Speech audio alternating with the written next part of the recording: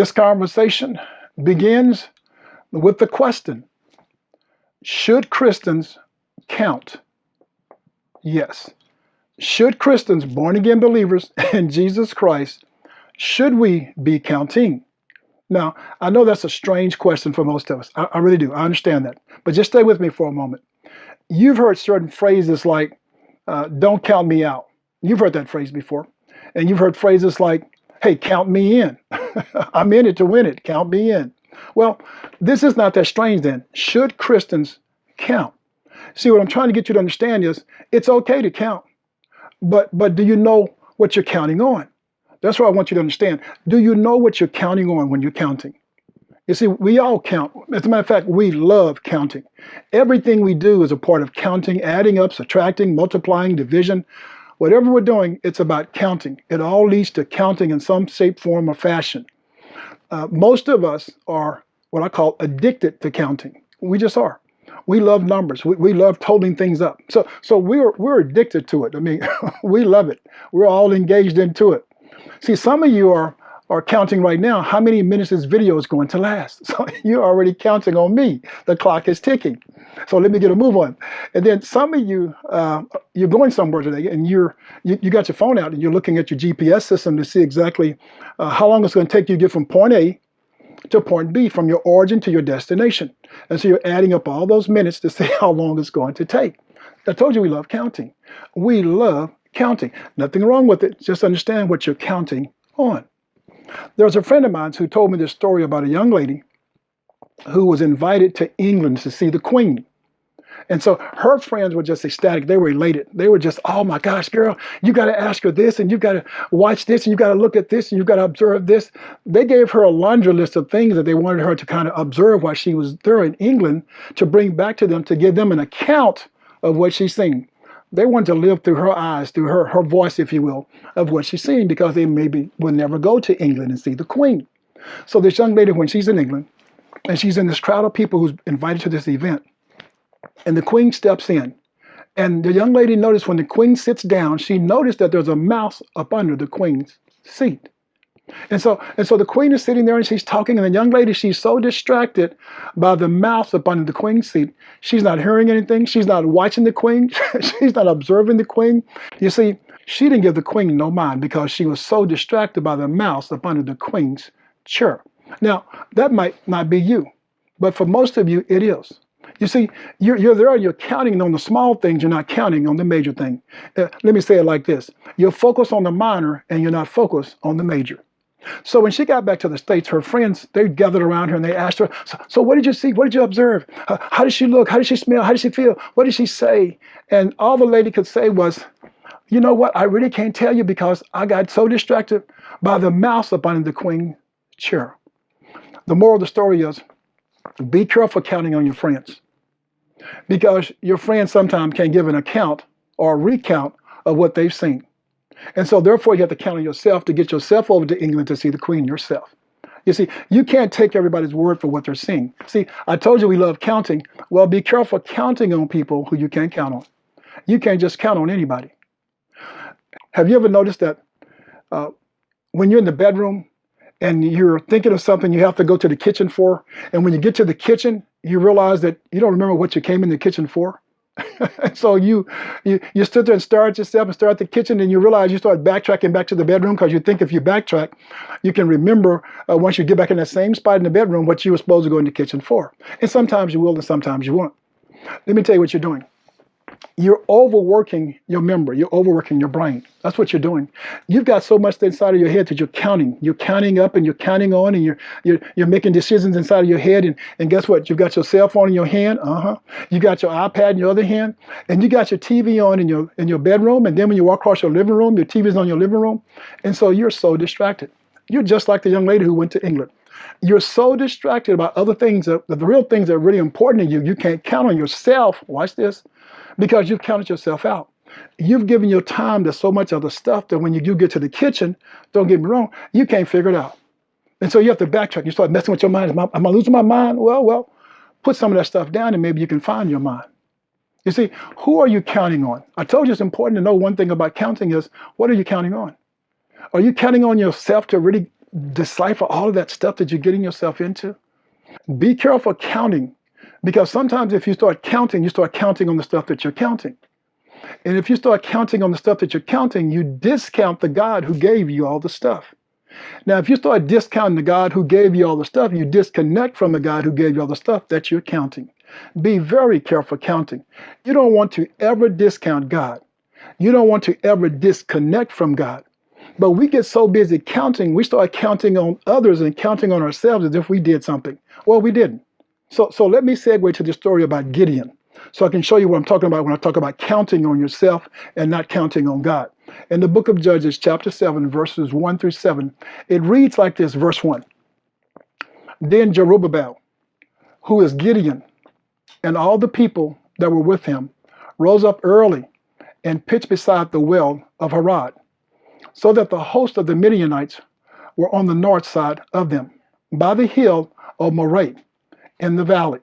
Verse 2. And the Lord said unto Gideon, the people that are with thee are too many for me to give the Midianites into their hands. He said, you got too many people. I told you, stop counting so many people. Lest Israel vaunt themselves against me, saying, mine own hand hath saved me.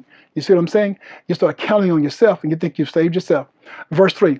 Now therefore go to proclaim in the ears of the people, saying, whosoever is fearful and afraid, let him return and depart early from Mount Gilead. And there returned of the people 22,000, and there remained 10,000. That means there was 32,000 people. 22,000 left, 10,000 stayed. Verse 4. And the Lord said unto Gideon, the people are yet too many. He says, you got too many still. Bring them down unto the water, and I will try them for thee there. And it shall be that of whom I say unto thee, this shall go with thee, and the same shall go with thee. And of whomsoever I say unto thee, this shall not go with thee, the same shall not go. Watch this, verse 5. So he brought down the people unto the water. And the Lord said unto Gideon, every one that lappeth of the water with his tongue, as a dog lappeth, him shalt thou set by himself. Likewise, every one that boweth down upon his knees to drink. Verse 6. And the number of them that lapped, putting their hand to their mouth, were 300 men. 300 men. So that means there's 9,700 that didn't. But all the rest of the people bowed down upon their knees to drink water. That means they got business suit on. They got a briefcase. They're like businessmen. Verse 7. And the Lord said unto Gideon, by the 300 men that lapped will I save you. By 300, not 32,000. And deliver the Midianites into thine hand. And let all the other people go, every man unto his place. The Lord told Gideon, I'm going to take your lack. I'm not going to take your abundance. I'm not taking the 32,000. I want the 300. Yeah, let the 9,700 go home too. He says, I want all of them to go shelter in. I'm going to take what you have remaining. Isn't it something? See, when you let God do the counting for you, when you count on God, then God will show up and show out. So Gideon let God do all the counting, let God do the separation. The Lord told Gideon, you've got too many men. 32,000? I don't think so. Yes, get rid of those 32,000. He told them, for those men who are afraid and those men who have some fear, you don't need them. Those are the ones who are going to do what I call friendly fire. They're going to shoot you because they're already fearful. You don't want them. And then the rest of them, he said, they're like businessmen. They want to ride on horses and in chariots. They don't want to get their clothes dirty. They're going to stoop down and drink water. He says, no. What you want is you want men who will kneel down on one knee and open and close one eye as they're drinking water so they can see the enemy coming. He said, you want men who will stoop low behind enemy lines. You want men who will give their life for you. Yeah. He said, you found 300 men who will go and crawl in the mud. And watch this. They might not even have a sword, but they'll pick up a stick and stab somebody with it. He said, you want men like that. Yeah. You want men who will bite someone. You want men who will fight just to be fighting, because guess what? That's what's in them. You don't want someone who has a business suit on trying to carry a suitcase into battle. No, you want someone who has the right attire. You want someone who will give their life for you. Yes. He says, all I need, this is what God told him, all you need, Gideon, is a few good men. Do you know of a few good men? Well, that's what God is counting on. God is counting on a few good men. And that's what Gideon was counting on. And you saw the story is that Gideon defeated the Midianites with 300 men. Do you realize how powerful that is? Do you realize that Gideon counted on God? Therefore, he didn't discount God, so he wasn't disconnected from God. He was connected to God, and God gave him the victory. Do you realize that there are 8 billion people living on the face of the earth? 8 billion. 8 billion, and we're all diverse. 8 billion, all of us. One morning, guess what? We all woke up and we were on one accord. I mean, for the first time in our lifetime, we all woke up one morning and we all had the same common, if you will, commonality. And guess what it was? It was the fear of the unknown. We were facing an enemy, I call him an invisible airborne enemy called COVID-19. All of us, yeah, we were introduced to him, COVID-19. So we all woke up one morning on the same page. I mean, and ever since then, I told you we're counting, and ever since then, guess what? We've been fixated on watching every piece of news we can find, social media, you name it, the World Wide Web, you name it. We're looking at the news 24/7. And they're telling us how the numbers are going up, and then the numbers are going down, then the numbers are going up, then the numbers are going down. It's like a roller coaster. We just can't get off of it. Hold up, I told you we're addicted. We're addicted to counting, and so we're addicted to those numbers. I mean, you know, when our sports heroes are impacted and infected, oh, we know we got some problems. These guys are built like tanks, and they're coming down with the COVID-19. I mean, we know we got some problems. And then we knew we really had a problem when they started closing all the sporting events. Oh my gosh. We knew something was wrong because, let's be for real, we know we love our sports. And when they started saying zero attendance, oh my gosh, at sporting events, because of this word called social distance. Isn't that something? Never heard the word before, social distancing. I mean, it became a household name. It's almost like a family member. We got so used to that word, social distancing. And then transportation just closed down all over the world. You couldn't fly, you couldn't go anywhere. I mean, we had been hit hard, but we're still counting. We all have what I call a very unique way, though, of doing math. I mean, your math ain't the same as my math. I mean, math is math, but we all have this weird way of doing math where it adds up and benefits us. And so some will add, some will subtract, some will divide, some will compare, but we all have a different way of doing it. I mean, some people use algebra, let's be for real. Some will use calculus, and some will use trigonometry, and some will use geometry. I'm not using any of that stuff. I just want some basic math. I want your yay to be yay and your nay to be nay. That's what God tells us. Let your yes be yes and your no be no. Can somebody just do that for me? But basic math is just simply adding up, watch this, subtracting down, dividing, multiplying, and comparing. That's what basic math is. I'm going to throw a few what I call basic terms I've made up myself. So just follow me here. I call it basic counting, selective counting, and omissive counting. Okay? Basic, yes, selective, and omissive. And so basic is just simply something that is essential, such as flour that you need for a recipe for a cake. That's basic, okay? So selective counting is tending to choose carefully while affecting some things and not others. That's selective.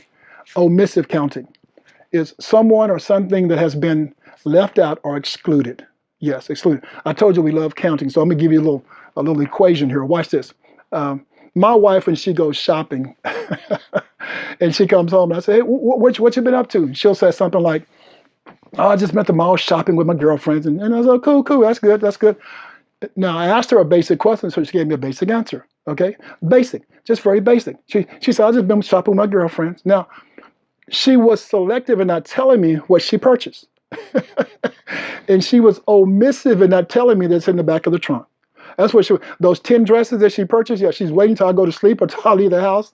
But she was basic in saying, hey, I answered your question. But she was selective in not telling me what she purchased. And then she definitely was omissive in leaving them in the trunk until I went to sleep or left the house. See, that's the way we count. Yeah, we use basic math, if you will. We use selective math, and we use what I call omissive math. We omit some things we don't want you to know. That's what we do. And that's what's happening to us right now. See, I told you, we love counting. I tell you that, we love counting. I mean, Gideon, let's be for real. Gideon, one of those 32,000 men, he thought he needs all those 32,000 men. God said, no, Gideon, you need 300. How many people do you really need in your circle of friends? I mean, come on. You need 32,000 people? Or do you need just 300? Or do you just need just 2 people? I mean, you've got to be careful. I mean, so I'm asking the question again, should Christians be counting? There's a primary election going on right now. and we're all fixated in front of our TVs, and we're just looking at what the social media is telling us, what TV is telling us, what radio is telling us, and it's, I said, it's up and down. We don't know where the vote is, but everybody's kind of interested in will your vote make a difference? And so you're really listening very contentiously, very contentiously. You're listening. There's one thing though that's happening also on the outskirts of all this voting. Currently, due to coronavirus, this pandemic, we're counting locally, we're counting nationally, and we're counting globally. I mean, and since we love counting so much, let me throw some numbers at you. Globally, we have approximately, 38 to 39 million people who have been infected with coronavirus and counting, still counting. Globally, we have 28 million people who are recovering, if you will, who have been infected by the coronavirus and still counting, okay? And globally, we have about 1 million people who have died from being impacted by the coronavirus. And that number is still growing as well. You see, we love counting and we love numbers. Now, those are some numbers we don't love, but we love counting. And I told you we're addicted to counting. So we love counting our calories. We love counting how much weight we lost. We just love counting. We love counting so much. Some of us are counting our money, and while others are counting on the money that we need. So that's what we are. I mean, but we love counting. We love counting our blessings. We love counting our neighbors' stuff. What do they have that we don't have? We love counting the number of social media followers that we have. I mean, come on. That's what we do. We love counting how much money we're going to make at the end of the year, our bonus check. We love counting how many members we have at our church. Preachers, guess what? If you count your members, you'll start counting on your members. And when you start counting on your members, you discount the God who gave you the countless number of members. And so therefore, you've disconnected from the God who gave the countless number of members because you're counting the people. Therefore, you're counting on the people. Be very careful. Yeah. So we love counting. My question still remains, should Christians count? Let me tell you something what's happening. The world has been infected. The world has been affected. And the world has been impacted by this coronavirus, COVID-19. All the counting and all the statistics that we receive from social media and television and radio. I mean, come on. It doesn't do justice to representing all the people who have been infected with this deadly virus, who have been affected mentally because of this virus. Now, the media and the government, come on, they're just looking at numbers. But there are people, real live people with families behind all of these numbers. We have a count of 38 million have been infected, but we don't know how much they've been affected. Unless you've been infected yourself, then you can relate to them, but we can't relate. And then we don't know how much their families have been impacted by wondering what kind of long-term health issues would their family members have. It's what I call collateral damage. I mean, I might have been infected, but my whole family is affected and my whole family is impacted because of what's happened to me, because of my infection. See, so that's collateral damage from the virus that's reaping havoc on us mentally and physically.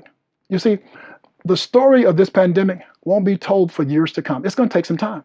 I told you that approximately 38 million people globally have been infected with COVID-19. But the numbers are much bigger than that. They're much bigger than that. You see, especially when you look at how many people have been impacted. There are hundreds of millions of people who have lost their jobs due to COVID-19. I mean, that's added stress. Oh my gosh, that's added fear. That's added doubt and anxiety. I mean, look at all that stuff that's been placed on you and your families. I mean, that hasn't, you can't even put a count on that. We can't even measure that. Yeah, we can talk about the 38 million, but how many more millions have been impacted? You see the not knowing, the what if I get it or when will I get it? That's a crippling effect on your mental psyche. I mean, it just is. We're trying to remain what I call upbeat and positive and put on this game face and smiling. And while at the same time, let's be for real, we're terrified on the inside because of this unknown dreaded disease. We just are. I mean, so what's the real damage? I mean, are we really counting the right way? Are we being selective? Are we being omissive? Are we being basic? I mean, what's really happening to us mentally and physically? I mean, how many alcoholics are being produced because of this pandemic? How many drug addicts are being produced because of this pandemic? How many suicides have happened because of this pandemic? How many people have had domestic violent issues because of this pandemic? I mean, just think about it. We're all being sheltered in. I mean, because of this COVID, how many homicides can be attributed to this nasty grip of this evil pandemic. How many marriages, when you think about it? I mean, how many marriages have fallen apart due to this COVID-19? I mean, how many retirement plans have been completely annihilated? I mean, just completely gone. Got to keep working because you don't have a retirement plan anymore. I mean, how many of us have lost our jobs? I mean, how many have lost their homes? How many have lost their dignity and lost their hope and lost their faith? Yes. How many have lost their faith to believe? How many have lost their faith to keep living? I mean, this is impactful. How many more homeless people have been created because of this pandemic? I mean, how many people have lost their dreams, their plans for living and placed everything on hold? And so really, what is the true cost of counting? And I think the only way to really know the true numbers is to add up all those that's been infected, all those that's been affected, and all those that have been impacted because of what I call this collateral damage of this dreaded pandemic. And now we've made this political. We politicize this whole virus. And so we're defending COVID-19 by making statements like, well, guess what? More people died of the flu this past year, or more people died of cancer this past year, or more people died of homicides this past year, or more people died of abortions this past year. I mean, we're trivializing it. I mean, what's happened to us? I mean, we're trying to normalize a pandemic. We're trying to normalize the death rate of mankind. I mean, what's happening to us? I mean, we're trying to marginalize, human life. That's what we're doing. I mean, so I ask you the question, should we be counting? I mean, should Christians, should born-again believers, should any of us be counting? I told you, I'm okay with counting. I really am. As long as you're counting on Jesus Christ, the Redeemer, as long as you're counting on Jesus who saves all. If you're counting on Jesus, I'm all in. For those who have died, may God bless their souls. But to those who are left behind, we live with the impact of what's happened. But we also live with the faith that Jesus is still in charge. I only want those friends around me who I can count on. Not those friends who want to be counted in the number. No. That's like Gideon. That's like the 32,000. I want those people who can help me in a fight and out of a fight. So be careful counting. Because if you count, you'll start counting on what you're counting. And you'll disconnect from the God who gave you the count in the first place. Don't forget Romans 10:9. Count on Romans 10:9. Confess with your mouth that Jesus is Lord and that God has raised him from the dead.